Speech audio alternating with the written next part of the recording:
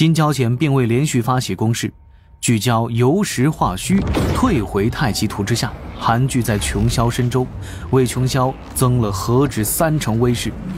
太乙真人收回9条神龙，淡定地在旁负手而立，就是个天头。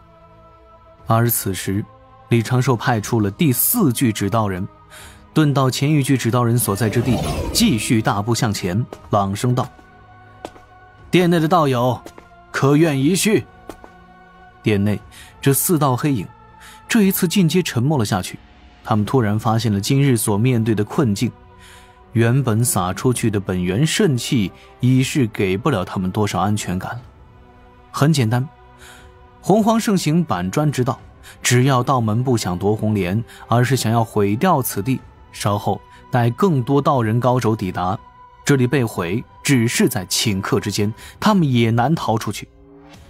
4道黑影之中，那苍老的嗓音再次道：“没必要跟道门死磕下去，更何况圣人们只是在看着，并未出手。”让他过来。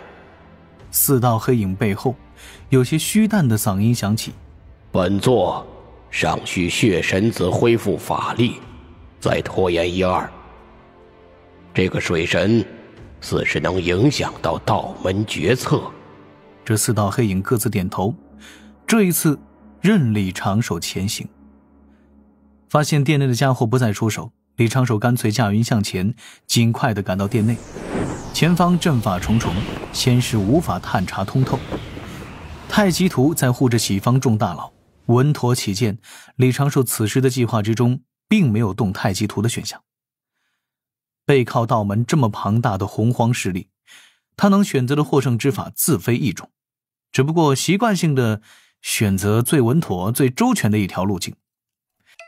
其他事暂且不谈，那银发少女不，铁扇公主可是青牛老哥一见钟情的生灵，别真有个3长2短的。李长寿心底泛起了少许疑惑，老师给我的那个去字，莫非是让我来相助老牛一把，而不是为了那一朵红莲？嘿，还真有这般可能，而且可能性还不低。还好我指定的计划也是围绕着这一点展开。正此时，头顶不知多高处，不断翻涌的血海之中，又有一匹普通修罗突破了金翅大鹏鸟造出的狂浪激流，浩浩荡荡地冲向那一道光柱，如同飞虫扑火，源源不断。李长寿通过留在外围指道人仔细地感应了一下，已有大批神智正常、双目没有完全泛红的修罗族高手抵达大城废墟附近。这些修罗族高手似乎正在捕捉金翅大鹏鸟的踪影，似是要扫平冥河老祖复生的一切阻碍。对此，李长寿也只能一笑。止步！一声冷喝自殿内传来，已到了大殿殿门的李长寿却恍然未觉，指道人径直驾云进入殿门，方才是顿住身形。杀意，毫无遮掩的杀意自前方传来。李长寿控制着指道人甩了甩拂尘，看向杀意的来源。那是一道躲藏在角落中的持枪黑影，看不清具体形貌，正是此前偷袭他指道人打伤金鹏之人。在大殿其他3个角落还藏匿着另外3道黑影，其中有2头乃是凶兽化形，一道黑影的气息有些古怪，李长寿也看不透。一朵红莲盛开在大殿最深处，红莲之后，李长寿曾在10多年前天道托梦时见到过的老道已经睁开双眼。这老道的身形再次凝实，可是自身气息有些外强中干。他面容方正，双目狭长，灰白色的长眉满是锋锐之意，虽只是虚影，却给人一种难以言喻的压迫感。冥河老祖这位远古大能此刻显然已经苏醒了过来，李长寿对此并不敢半分惊讶。让李长寿有些惊讶的是，那一朵红莲已经开始散发出圆满之意，似是已经快要完全成熟。红莲之下有一颗光球，其内仅存20-30只光点。当着李长寿的面，冥河老祖手指对着那光球轻点，一只魂魄飞出，被冥河老祖送入口中，融入自身的虚影，吃了。虽这般魂魄给冥河老祖的增幅微不可及，但是李长寿的面色立刻阴沉下来。冥河老祖露出少许冷笑，嗓音自四面八方传来，带着些许轻蔑：当代水神，你要走贫道复生？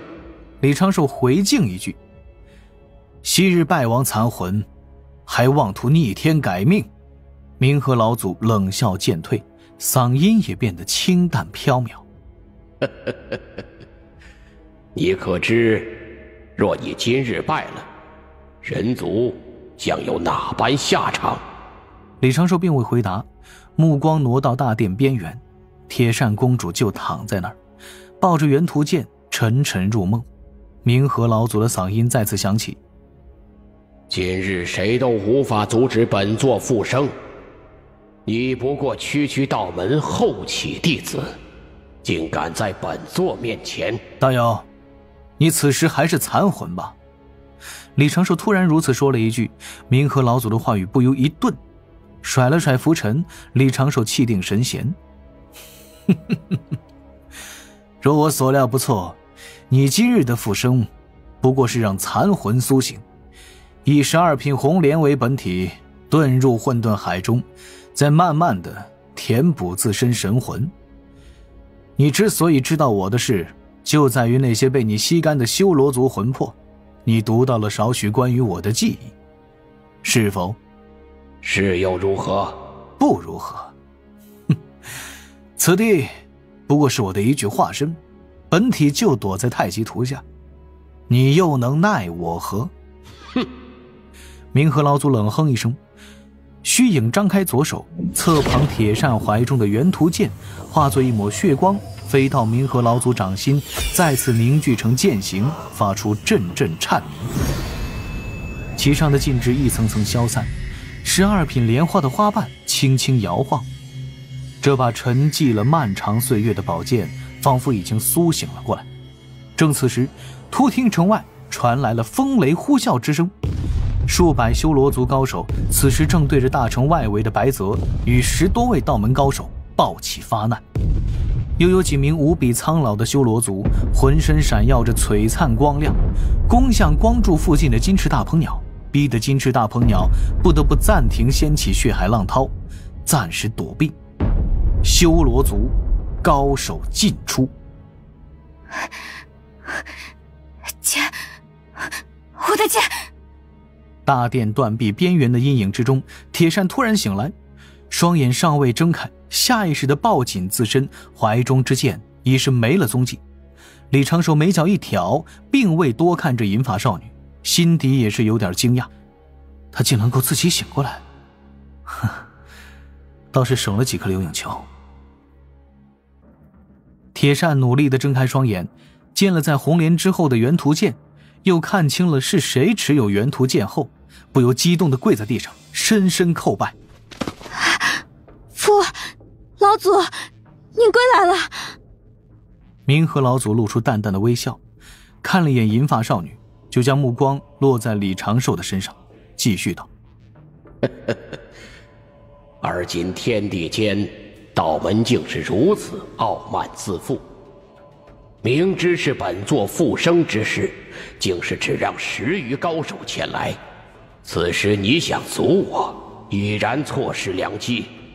道门弟子当真是一代不如一代。冥河道友，说的越多，就显得你越心虚。身为远古大能，多少也应该要点脸面，何必呢？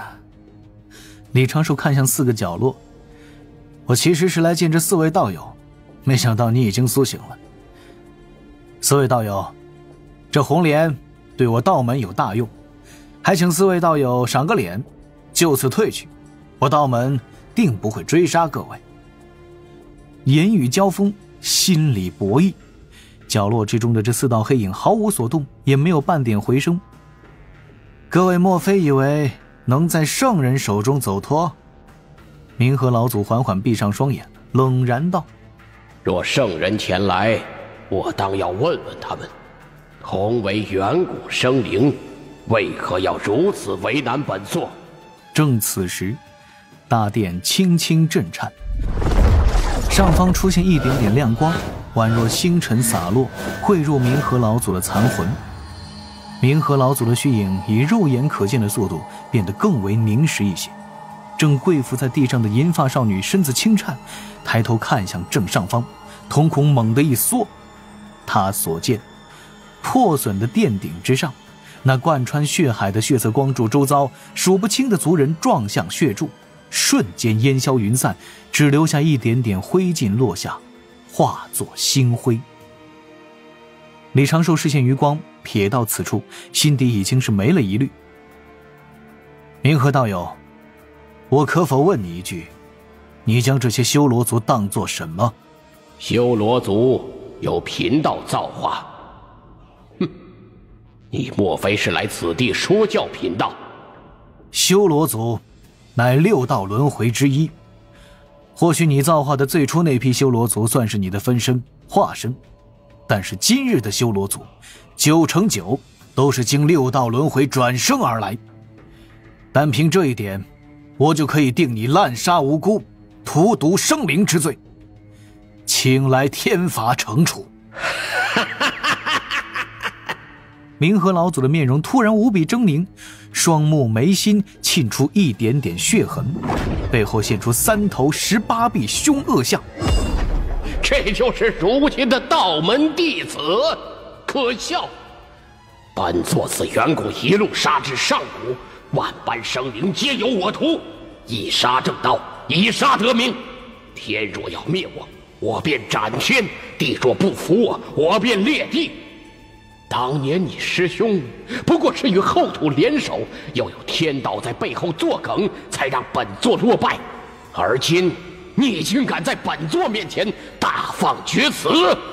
正此时，又有一片星灰从上方洒落，似有源源不断之势。大城之外，斗法的波动越发激烈，光柱上下已经有大批普通的修罗赶至，毫无反抗，毫无知觉，撞入血柱里。那朵12品莲花之上的圆满之意越发明显，冥河老祖的身躯越发凝实，看李长寿的目光也越发讽刺。苍老的面容出现了道道血纹，李长寿略微皱眉，似乎是在思考对策。侧旁忽然就传来了一声有些怯弱的呼喊：老祖，您可否饶大家一命？冥河老祖豁然转头，左手猛地一扬，就听一声闷响，铁扇那纤巧的身子倒飞出去，撞裂了侧旁断壁，低头吐了一口血。冥河老祖骂道：本座的阿修罗何时变得如此软弱？你不配做本座的女儿！铁扇挣扎着爬起来，低头跪伏下去，对着冥河不断的叩拜。他泣不成声，目中满是迷茫。李长寿心底稍微计算了一下时间，继续开口，将冥河老祖的注意力吸引了回来。冥河老祖，我今日或许真的阻拦不了你复生，但你也逍遥不得几日。不如这样，你我打个赌如何？若是我赌赢了，你就交出12品红莲；若是我赌输了，今日我天庭水神退出对你的围剿。冥河老祖只是冷笑，并未答应。又是阵阵星辉洒下，上方的光柱近乎是挤满了人影，源源不断填充着冥河老祖的残魂。看这些远古凶恶大能，左手对着侧旁的法器圆球一招，拿出2道人族魂魄塞入口中，眯着眼睛看着李长寿。他悠然道：根据本座刚得到的记忆，你似乎很在意人族生死。我是人族，你似乎很不在意修罗族的生死啊。对本座造化之物，本座生死与夺，有何不可？这赌约，你有无胆量答应？哼，区区数字，安敢在本座面前大放厥词？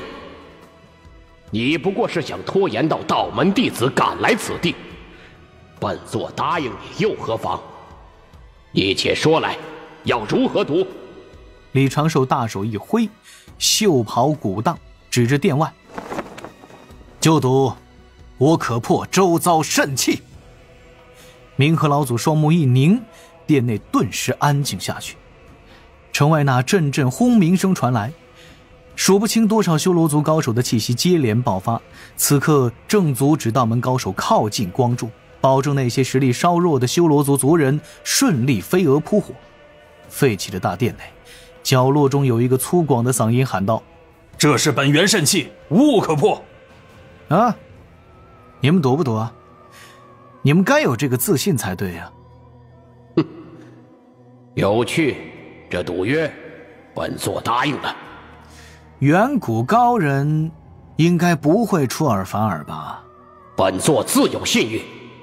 在我出手之前，可否将你手边人族法器还于我？明和老祖冷冷一笑，手指轻轻晃动，那法器球落入李长寿掌心，其内魂魄已不过是20余。李长寿叹了一口气，将法器球放入袖中。四处角落中，4道目光落在李长寿的身上。那拄着漆黑长枪的黑影冷笑了一声：“你若有破解肾气之法，为何要拖延到此时？”“因为此法需要一些助力。”李长寿在袖中摸出一只玉符，慢条斯理地捏碎，缓声：“我听闻幻肾这般本源肾气无比玄妙，无法搜寻，无法捕捉，乃是幻肾最后的保命手段，全无破解之法。